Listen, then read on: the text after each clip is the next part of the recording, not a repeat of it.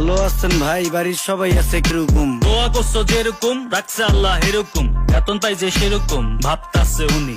যে কয় টাকা বেতন পাই সবই চিনি মিনি, এক মাসের বাজার সদাই একেবারে কিনি, আটা ময়দা চিনি খালি এই টাকাটাই ঋণী। Very good very good. আরেকজন কয় ভেরি গুড। আমরা মিয়া সুট বুট লাগাইয়া রবিন হুড, হুতাশে ফাল দিছি পিছে নাইকা প্যারাশুট। বুঝছি ভাই, আমিও দিন আনি দিন খাই, শরীর স্বাস্থ্য দীক্ষা মানুষ মনে করে পিনিক খাই। 1 কেজি তেল দেন 5 কেজি চাইল, 500 টাকা শেষ লগে আধা কেজি ডাইল। পূরণ করতে পারুন না তো বাজারের যেই ফাইল, আবার বাসায় গিয়া শুনুম আপনার ভাবির মুখে গাইল। ওই সইরা কারা সরু, গরু আইতাছে গরু। কি কইতাছেন ধুরু, নাটক না ঢুকতেই শুরু।